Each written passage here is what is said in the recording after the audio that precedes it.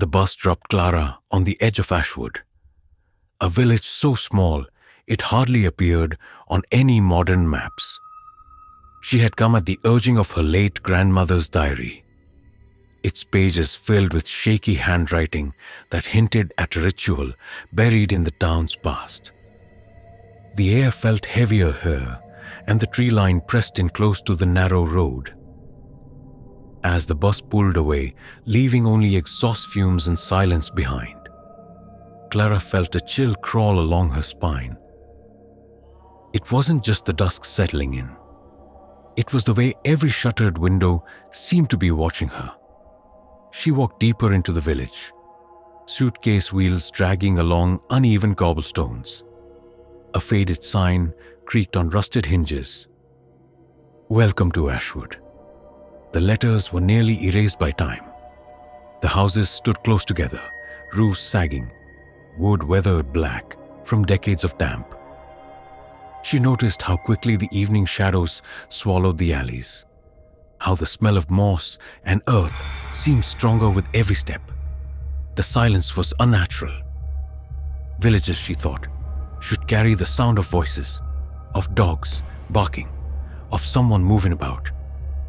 But here, there was nothing but the wind. At the inn, she found an old man behind the desk, his face creased like worn leather. "Name?" he asked, without lifting his eyes from the register. Clara introduced herself, but when she mentioned her grandmother's maiden name, Ashwood, the man's pen froze mid-stroke. Slowly, his gaze lifted to hers, and his eyes widened as if he'd seen a ghost.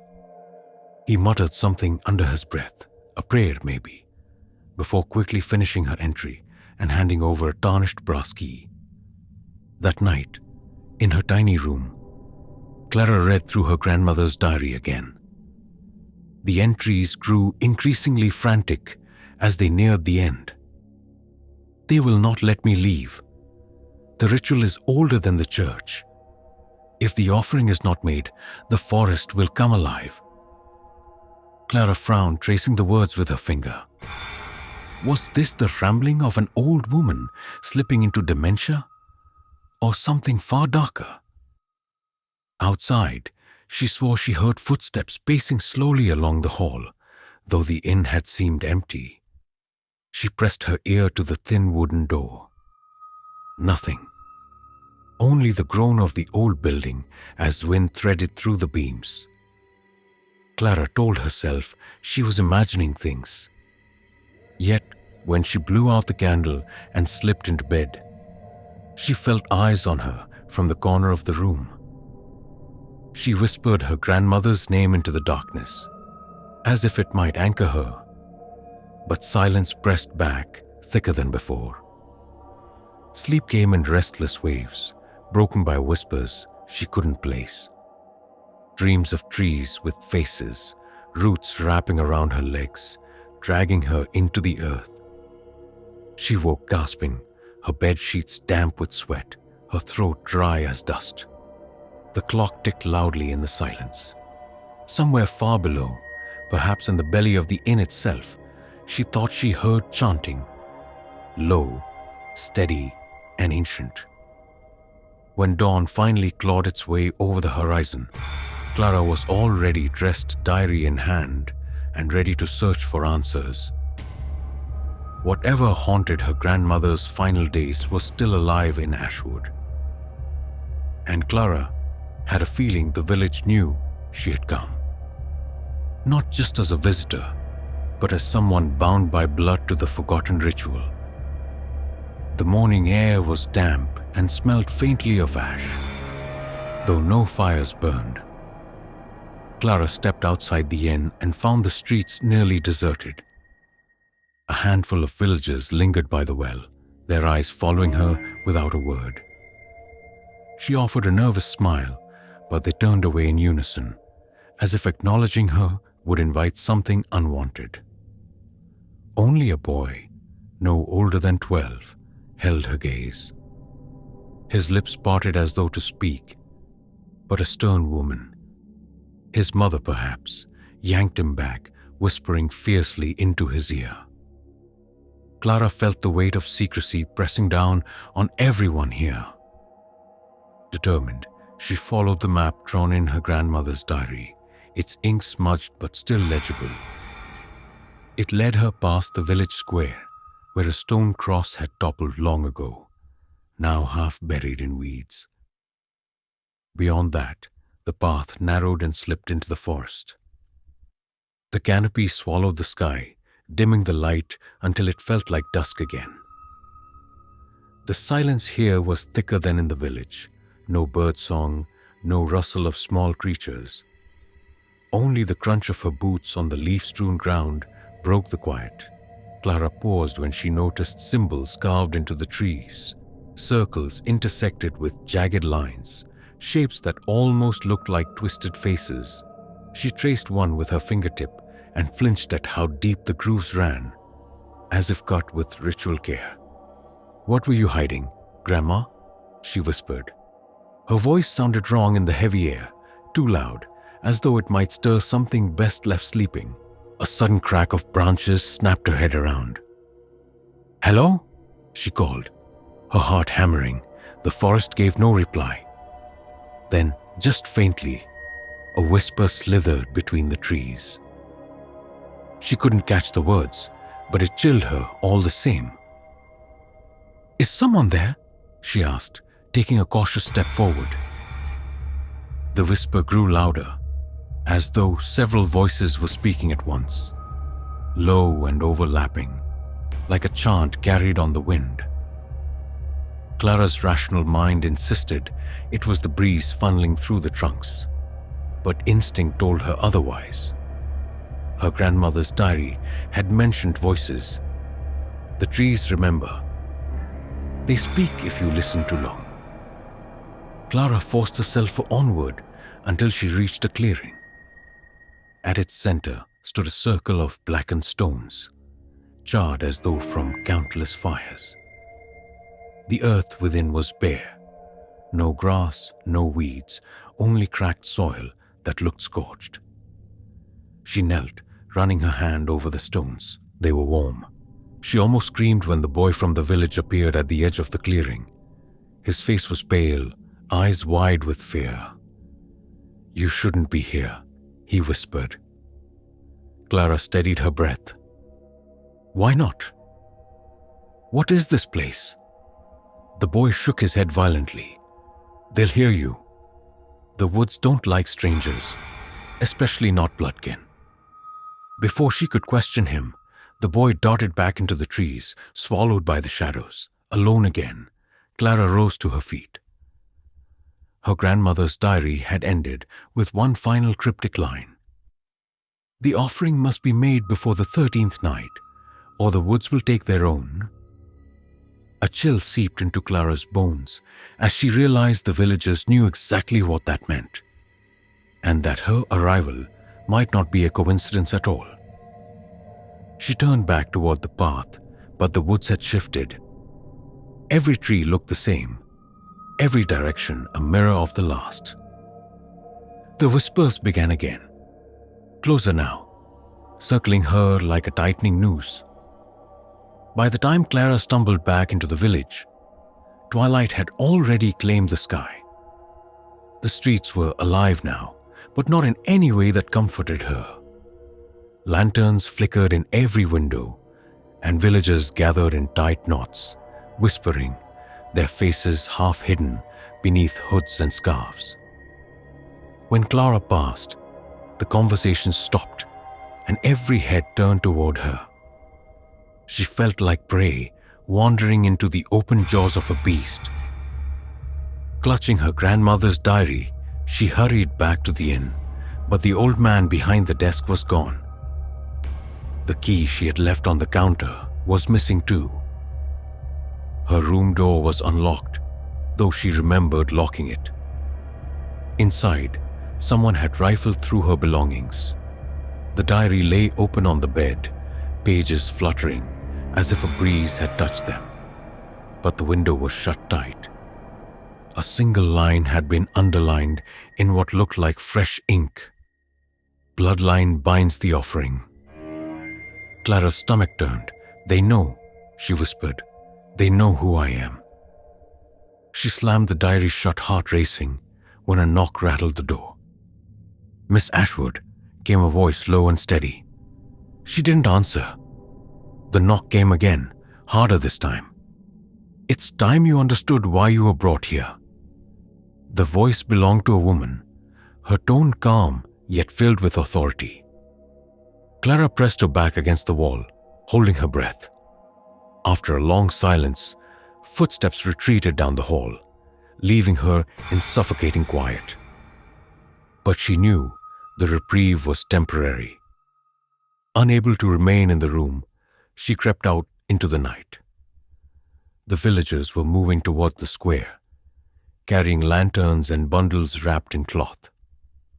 She followed at a distance, the cobblestones slick with dew. At the square, she watched as they gathered around the toppled stone cross. They unwrapped their bundles, bones, feathers, jars of dark liquid, and placed them in a circle. Then the chanting began, low and rhythmic, the same cadence she had heard in the woods. Clara's pulse pounded as she hid behind a crumbling wall. She could see the woman who had knocked on her door standing at the center. Tall, with streaks of gray in her hair and eyes like cold iron, she raised her hands. "On the 13th night, the forest wakes," she intoned. "The offering must be given, or it will take what it hungers for."